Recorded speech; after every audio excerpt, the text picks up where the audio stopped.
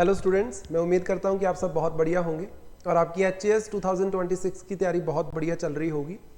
जैसे कि आप सबको पता है कि निम्बस एकेडमी के द्वारा एचएएस को टारगेट करते हुए कई सारे इनिशिएटिव्स स्टार्ट किए गए हैं। सो आज हम एक नया और इनिशिएटिव आपके लिए लेके आ रहे हैं जिसमें हम पॉलिटी सब्जेक्ट में जो इंपॉर्टेंट अमेंडमेंट्स हैं हमारे कॉन्स्टिट्यूशन की उसको डिस्कस करेंगे। इसको पढ़ने के दो तरीके हो सकते हैं कि आप अमेंडमेंट वाइज इसको पढ़िए कि फर्स्ट अमेंडमेंट से स्टार्ट करिए और 106 अमेंडमेंट तक आप इसको पढ़िए, या फिर दूसरा तरीका ये हो सकता है कि आप कॉन्स्टिट्यूशन के पार्ट वाइज इसको डिस्कस करिए। क्योंकि देखो, हर एक अमेंडमेंट इंपॉर्टेंट नहीं है हमारे पेपर के लिए, लेकिन किस पार्ट के अंदर कौन से इंपॉर्टेंट चेंजेस किसी अमेंडमेंट के द्वारा किए गए हैं वो आपको थोड़ा सा अंदाजा होना चाहिए। क्योंकि जब हम प्रीलिम्स एग्जामिनेशन की बात करते हैं या इवन मेंस एग्जामिनेशन में भी कई बार आपको ये इन्फॉर्मेशन इस्तेमाल करनी पड़ सकती है। प्रीलिम्स में तो डायरेक्ट ही क्वेश्चंस आ जाते हैं कि कौन सी अमेंडमेंट से कौन सा प्रोविजन ऐड किया गया है या फिर कौन सी अमेंडमेंट से कौन सा आर्टिकल जो है हमारे कॉन्स्टिट्यूशन के अंदर ऐड किया गया है। तो 1 बाय 1 इस सीरीज के अंदर हम वो सारी ही चीज़ों को डिटेल में डिस्कस करेंगे। आज ये हमारी फर्स्ट क्लास है तो ऑटोमेटिकली हम कॉन्स्टिट्यूशन के फर्स्ट पार्ट के साथ स्टार्ट करेंगे। फर्स्ट पार्ट में वैसे बहुत सारी अमेंडमेंट्स हैं, लेकिन उसमें जो दो मोस्ट इंपॉर्टेंट अमेंडमेंट्स हैं उसको मैं थोड़ा डिटेल में डिस्कस करूंगा, राइट। सो जब हम बात करते हैं इंडियन कॉन्स्टिट्यूशन के फर्स्ट पार्ट की, तो first part is all about union and it's territory. मतलब हम इंडिया की ज़मीन और इस ज़मीन में किस तरीके से बदलाव किए जा सकते हैं, खास तौर पे वो सारे प्रोविजंस आपको पार्ट 1 के अंदर देखने को मिलेंगे, जहां पे हमारे पास आर्टिकल 1, 2, 3 एंड 4 पहले 4 आर्टिकल्स आपको देखने को मिलेंगे। सो अगर आप इंडिया का मैप देखते हो at the commencement of Indian constitution, या फिर जैसे यहाँ पे 1951 का मैप लगा हुआ है, सो बहुत सारी ऐसी स्टेट्स हैं जो आज एग्जिस्ट करती हैं, 1951 में एग्जिस्ट नहीं कर रही थी। कई ऐसे भी एरियाज हैं जो 1951 में हमारे देश का पार्ट ही नहीं थे। जैसे फॉर एग्जांपल सिक्किम की अगर आप बात करोगे, आज के टाइम पे आपको मैप पे सिक्किम दिख रहा है, लेकिन 1951 में Sikkim was not part of India. इसी तरीके से अगर तुम दमन एंड दीव की बात करते हो, दादरा नगर हवेली की बात करते हो, पुडुचेरी की बात करते हो, गोवा की बात करते हो, ये सारे एरियाज बाद में ऐड किए गए हैं और ऑटोमेटिकली जब एडिशन होगा तो वहां पे आपको कोई ना कोई अमेंडमेंट जरूर देखने को मिलेगी और वही सारी इंपॉर्टेंट अमेंडमेंट्स को आज की क्लास में हमने डिस्कस करना है। Those amendments are related to part 1। अच्छा, एक बड़ी इंपॉर्टेंट चीज मैं आप लोगों के साथ डिस्कस करता हूं। पार्ट 1 जब भी तुम पढ़ते हो, तुमने अक्सर ये सुना होगा कि ओरिजिनली हमारे कॉन्स्टिट्यूशन के अंदर क्या था। शेड्यूल 1 ऑफ इंडियन कॉन्स्टिट्यूशन में ये लिस्ट आपको प्रोवाइड की हुई थी। शेड्यूल 1 वो शेड्यूल है जिसके अंदर हमारे देश का नाम, देश की जो स्टेट्स हैं उनका नाम, यूनियन टेरिटरीज का नाम आपको देखने को मिलता है। जब हमारा देश आज़ाद हुआ, हमारा कॉन्स्टिट्यूशन लागू हुआ, तो उस टाइम पे क्या था, हमारे देश के अंदर सिर्फ और सिर्फ स्टेट्स ही आपको देखने को मिलती थी, जिनको 4 कैटेगरीज में डिवाइड किया गया था कॉन्स्टिट्यूशन के द्वारा। Part A states, part B states, part C states and part D states. और ये लिस्ट आपको कहां पे देखने को मिलती थी, हमारे कॉन्स्टिट्यूशन के शेड्यूल नंबर 1 के अंदर आपको ये लिस्ट देखने को मिलती थी। अब जैसे यहाँ पे नाम लिखे हो, यहाँ पढ़ सकते हो। पार्ट ए स्टेट्स कुछ वो एरियाज हैं जो ब्रिटिशर्स के टाइम पे भी प्रोविंसेस का दर्जा रखते थे। पार्ट बी स्टेट्स में प्रिंसली स्टेट्स के एरिया को खास तौर पे जोड़ा गया, या फिर प्रिंसली स्टेट्स के जो ग्रुप्स बन चुके थे। जैसे फॉर एग्जांपल यहाँ पे आपको देखने को मिल रहा है पेप्सू। पार्ट सी स्टेट्स में आप देखोगे, यहां तो आपको चीफ कमिश्नर प्रोविंसेस जो ब्रिटिशर्स के टाइम पे होती थी वो देखने को मिलेंगी, या फिर आपको कुछ प्रिंसली स्टेट्स के छोटे छोटे एरियाज देखने को मिलेंगे या ग्रुप्स देखने को मिलेंगे। पार्ट डी स्टेट्स में बड़े ही आइसोलेटेड एरिया जैसे कि अंडमान एंड निकोबार, इसको रखा गया था। तो ये 4 पार्ट्स में हमारे देश की जो स्टेट्स थी उसको डिवाइड किया हुआ था और ये लिस्ट आपको शेड्यूल नंबर 1 में देखने को मिलती थी। अब इसमें एक चीज गौर करना, आज जब भी हम बात करते हैं स्टेट्स की पॉलिटी की, तो स्टेट की पॉलिटी खास तौर पे मेंशन की गई है पार्ट 6 ऑफ इंडियन कॉन्स्टिट्यूशन में। आपको पता होगा पार्ट 5 में हम यूनियन पॉलिटी की बात करते हैं, यूनियन गवर्नमेंट की बात करते हैं, पार्ट 6 में हम स्टेट गवर्नमेंट की बात करते हैं। बट ओरिजिनली हमारे कॉन्स्टिट्यूशन में पार्ट 6 सिर्फ और सिर्फ पार्ट ए स्टेट्स की पॉलिटी की बात करता था, और पार्ट 7 जो इंडियन कॉन्स्टिट्यूशन का था वो पार्ट बी स्टेट्स की पॉलिटी की बात करता था। इसी तरीके से पार्ट 8 जो था वो पार्ट सी स्टेट्स की पॉलिटी की बात करता था, और पार्ट 9 जो था वो part D state, that is Andaman and Nicobar, वहां पे किस तरीके से सरकार चलेगी, कैसी पॉलिटी चलेगी, उसकी बात की जाती थी। अब ये सारे का सारा सिनेरियो जो है वो पूरा चेंज हो जाता है जब हमारे कॉन्स्टिट्यूशन में एक अमेंडमेंट की जाती है, that is the 7th constitutional amendment act of 1956। ये 7th कॉन्स्टिट्यूशनल अमेंडमेंट एक्ट ने क्या किया, ये जो 4 कैटेगरीज के अंदर स्टेट्स डिवाइड की हुई थी, इस कैटेगरीज को खत्म कर दिया, आप बोल सकते हो। इन कैटेगरीज को खत्म करके 2 लिस्ट्स आपको प्रोवाइड की, जिसमें आपके पास 14 स्टेट्स थी और दूसरी लिस्ट में आपके पास 6 यूनियन टेरिटरीज थी। तो मतलब हमारे यहां पे यूनियन टेरिटरीज वाला जो कंसेप्ट है वो कौन लेके आता है, 7th constitutional amendment act of 1956। इसी के साथ स्टेट्स रीऑर्गेनाइजेशन एक्ट जो है, इस अमेंडमेंट को प्रॉपरली इंप्लीमेंट करने के लिए स्टेट्स रीऑर्गेनाइजेशन एक्ट जो है 1956 का, वो भी गवर्नमेंट ऑफ इंडिया के द्वारा पास किया गया था। जब ये कैटेगरीज को खत्म किया तो हमारे पास लिस्ट आती है स्टेट्स की एंड यूनियन टेरिटरीज की। उसमें ये आपके पास 14 स्टेट्स थी और ये कुछ 6 यूनियन टेरिटरीज थी, जिसमें हमारा हिमाचल प्रदेश भी लाई कर रहा था। 1956 से लेके फिर 1971 तक हमें हिमाचल प्रदेश इसी लिस्ट के अंदर देखने को मिलेगा। लेटर ऑन क्या होता है, 1971 में जाके हिमाचल प्रदेश को स्टेटहुड का जो दर्जा है वो दे दिया जाता है। सो मतलब ये सारा चेंज जो हुआ है पार्ट 1 के अंदर, शेड्यूल 1 में पहले ये 4 कैटेगरीज लिखी हुई थी, और आज के टाइम पे शेड्यूल 1 अगर तुम पढ़ोगे तो वहां पे तुम्हें स्टेट्स और यूनियन टेरिटरीज की लिस्ट देखने को मिलेगी। तो ये जितने भी चेंजेस इंट्रोड्यूस किए हैं पार्ट 1 के अंदर, ये खास तौर पे किसने किए हैं, 7th constitutional amendment act of 1956। यहां पे वही लिखा हुआ है जो मैंने आपको बताया कि पार्ट ए स्टेट्स की पॉलिटी चलती थी according to part 6 of Indian constitution, article 152 237। Part B states की पॉलिटी चलती थी according to the provisions of part 7 of Indian constitution, और आपके पास है आर्टिकल 238। पार्ट सी स्टेट्स की जो पॉलिटी है वो चलती थी according to part 8 of Indian constitution, और आर्टिकल्स हैं 239 से लेके 242। और part D state Andaman and Nicobar, उसकी पॉलिटी के बारे में कॉन्स्टिट्यूशन के पार्ट नंबर 9 में लिखा हुआ था, जहां पे एक आर्टिकल था 243।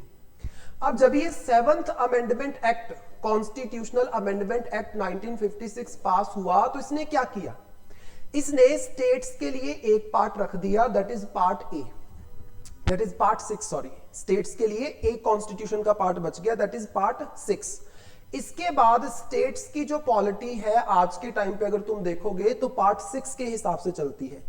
पार्ट 7 में जो लिखा हुआ था, इन स्टेट्स को यहां से निकाल के कहां रख दिया, ऊपर वाली लिस्ट में, that is part 6 of Indian constitution के हिसाब से इसका पूरे का पूरा पॉलिटी चलेगा, आप बोल सकते हो। तो पार्ट 7 को कर दिया खत्म। आज भी हमारे कॉन्स्टिट्यूशन में पार्ट 7 नहीं है। फिर पार्ट ए जो है, पार्ट 8 जो है आपके पास, पार्ट ए डेडिकेट कर दिया यूनियन टेरिटरीज को।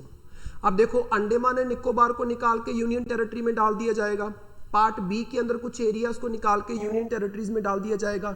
इट मींस ये जो आपका पार्ट डी स्टेट्स है और जो आपका पार्ट नंबर 9 है, इसका अब कोई लेना देना नहीं है। तुम्हारे पास एक तो पार्ट 6 ऑफ इंडियन कॉन्स्टिट्यूशन बचा और एक तुम्हारे पास बचा पार्ट 8।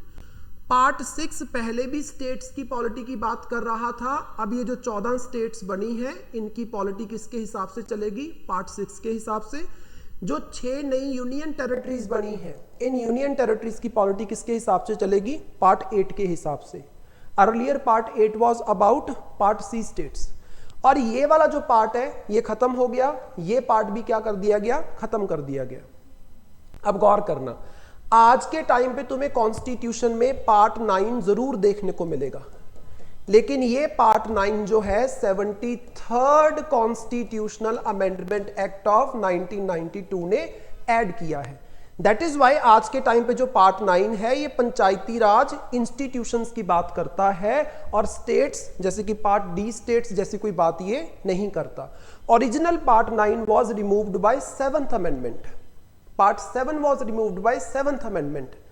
आज जो तुम्हें पार्ट 9 देखने को मिलता है वो 1992 की 73rd अमेंडमेंट ने ऐड किया है। तो ये दोनों डिफरेंट है, इस चीज को आपने याद रखना है। फिर इसी पार्ट में एक और इंपॉर्टेंट आपके पास अमेंडमेंट्स हैं, 2 अमेंडमेंट्स हैं in fact, 35th and 36th। 35th amendment की जाती है सिक्किम को इंडिया के साथ जोड़ने के लिए, लेकिन यहां पे सिक्किम को जोड़ा गया एज एन एसोसिएट स्टेट, मतलब कंप्लीटली सिक्किम इंडिया का इंट्रिंसिक पार्ट नहीं बनेगा, बट सिक्किम सरकार के ऊपर एक तरीके से इंडियन पार्लियामेंट की अथॉरिटी हो जाएगी, आप बोल सकते हो। अब सिक्किम को जब एसोसिएट स्टेट बनाया तो हमारे कॉन्स्टिट्यूशन में एक नया आर्टिकल ऐड किया। पार्ट 1 के अंदर वैसे तो 1, 2, 3 एंड 4 4 आर्टिकल्स थे, एक नया आर्टिकल ऐड किया 2A, जो खास तौर पे एसोसिएट स्टेट ऑफ सिक्किम की बात कर रहा था। बट एक साल बाद 36th कॉन्स्टिट्यूशनल अमेंडमेंट एक्ट आता है, जो क्या करता है, सिक्किम को फुल फ्लेज्ड स्टेट बना देता है। तो ऑटोमेटिकली अब हमें इस आर्टिकल की जरूरत नहीं थी।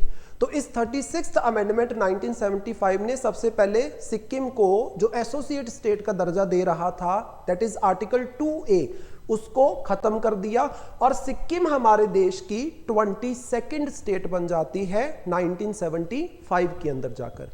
अर्लियर सिक्किम क्या था, शुरू में ये एक प्रिंसली स्टेट था, बोल सकते हो, just like the kingdom of Nepal and the kingdom of Bhutan. यहां पे आपको देखने को मिलता था द किंगडम ऑफ सिक्किम, याद रहेगी ये चीज। तो ये भी 2 इंपॉर्टेंट जो अमेंडमेंट्स है काफी इंपॉर्टेंट है। फिर आगे चलो, हमारे पास एक लंबी लिस्ट है कुछ अमेंडमेंट्स की, जैसे फॉर एग्जाम्पल हमारे यहाँ पे एक नेहरू नून एग्रीमेंट हुआ था, जो कि हमारे प्रधानमंत्री पंडित जवाहरलाल नेहरू और पाकिस्तान के leader that is Firoz Shah Noon, उनके बीच में हुआ था 1958 में, जिसके तहत क्या था, ईस्ट पाकिस्तान और इंडिया के बीच में जो बाउंड्री का थोड़ा बहुत कॉन्फ्लिक्ट था, उसको रिजॉल्व करने के लिए हम बाउंड्री को क्या कर रहे थे, एक्सचेंज कर रहे थे। बेरूबारी यूनियन केस 1960 का आपने सुना होगा, वो इसी के साथ रिलेटेड है, ये जो एग्रीमेंट साइन हुआ था। इस एग्रीमेंट को जब इंप्लीमेंट करने की बात आती है तो सुप्रीम कोर्ट बोलती है कि अगर इंडिया ने कोई भी जमीन छोड़नी है तो विदाउट कॉन्स्टिट्यूशनल अमेंडमेंट आप वो जमीन नहीं छोड़ सकते हो। तो नेहरू नून एग्रीमेंट को इंप्लीमेंट करने के लिए सरकार क्या करती है, एक अमेंडमेंट पास करती है, that is the 9th amendment of 1960। फिर इसके बाद और कई अमेंडमेंट्स हैं, जैसे फॉर एग्जांपल आपके पास दादर एंड नगर हवेली को जब यूनियन टेरिटरी बनाया गया तो आपने कौन सी अमेंडमेंट से इसको यूनियन टेरिटरी बनाया है, 10th अमेंडमेंट ऑफ 1961। फिर इसके बाद गोवा, दमन एंड दीव को पहले यूनियन टेरिटरी बनाया गया था, एक ही यूनियन टेरिटरी थी, इसको बनाया गया था 12th अमेंडमेंट एक्ट ऑफ 1962। इसके बाद नागालैंड को स्टेटहुड का दर्जा दिया 63 के अंदर बाय 13th अमेंडमेंट। 62 में अमेंडमेंट हुई है, इंप्लीमेंट ये 63 में जाके होगी।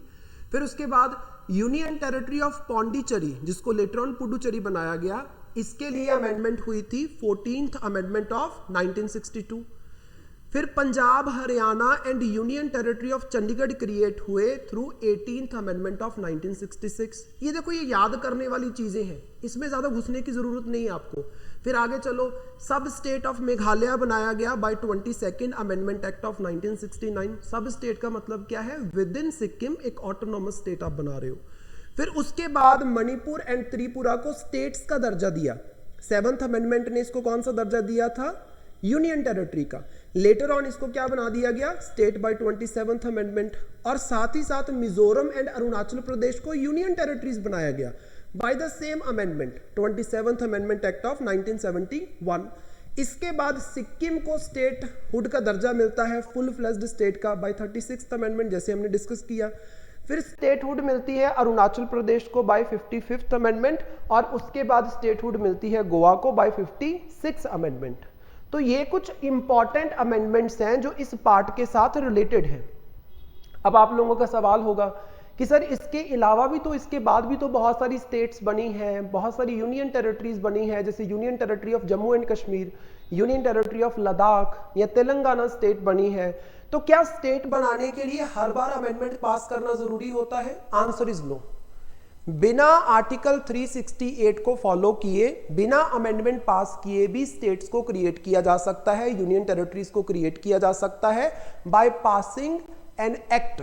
पार्लियामेंट एक्ट पास करके भी स्टेट्स एंड यूनियन टेरिटरीज को बना सकता है, जैसे कि Jammu and Kashmir union territory and Ladakh union territory को पार्लियामेंट के एक्ट के तहत बनाया गया, that is Jammu and Kashmir reorganisation act of 2019।